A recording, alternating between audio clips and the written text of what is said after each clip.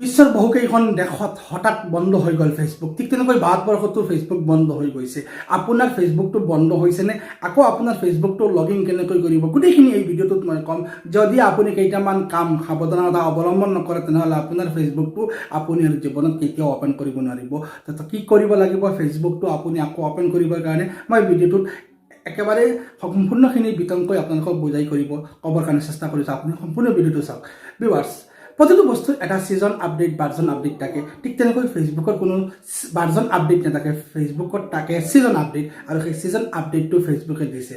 ইয়াৰ পিছত আৰু এটা কথা হৈছে যে ইউটিউব বা বেলেগ কোনো প্লেটফৰ্মতে কোনো এটা বস্তুৰ আপডেট কৰাৰ লগে লগে বা আপডেট কৰাৰ আগতে প্ৰতিজন ছাবস্ক্ৰাইবাৰক বা প্ৰতিজন গ্ৰাহকক কি কৰা হয়, নটিফিকেশ্যন দিয়া হয়। ফেচবুকে কিন্তু তেনেকুৱা কোনো নটিফিকেশ্যন নিদিয়ে। ফেচবুকে বিনা নটিফিকেশ্যন দি তেওঁৰ কামটো কৰি দিয়ে, আৰু এইটো কৰাৰ কাৰণ পিছত বহুত কেইটা আছে।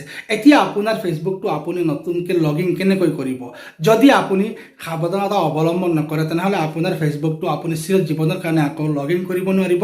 কাৰণ ফেচবুকত যদি এবাৰ আপুনি লগইন কৰাৰ সময়তে উল্টা পাল্টা কৰিছে তেনেহ'লে ফেচবুকে এতিয়া নতুনকৈ এটা নিয়ম দিছে যে আপুনি প্ৰথম যিটো ডিভাইচেৰে ফেচবুক অ'পেন কৰিছিলে সেই ডিভাইচটো লাগিব। এতিয়া আপুনি আজিৰ পৰা 4 বছৰ আগত ফেচবুক ইনষ্টল কৰিছিলে বা ফেচবুক চলাই আছিলে, এতিয়া সেই সময়ত ডিভাইচটো পাবনো ক'ত?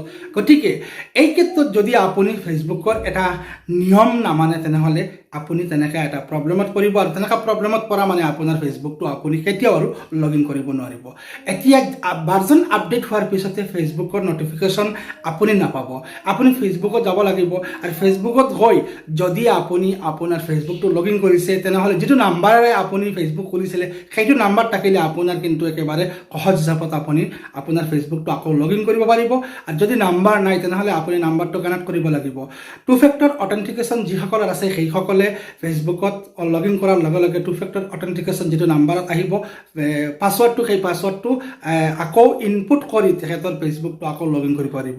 যদি আপোনাৰ 2 ফেক্টৰ অথেণ্টিকেশ্যন নাই বা আপোনাৰ 2 ফেক্টৰ অথেণ্টিকেশ্যন আছে, ভেৰিফিকেশ্যন আছে, তেনেহ'লে আপুনি বাৰ ফেচবুকত বৰ্তমানে গৈ লগইন কৰাৰ চেষ্টা নকৰিব। যদি চেষ্টা কৰিছে তেনেহ'লে আপোনাৰ ফেচবুকটো ক্ৰেক হৈ যাব, আৰু ক্ৰেক হৈ যোৱা ফেচবুকটো আকৌ আপুনি জীৱনত কেতিয়াও খুলিব নোৱাৰিব।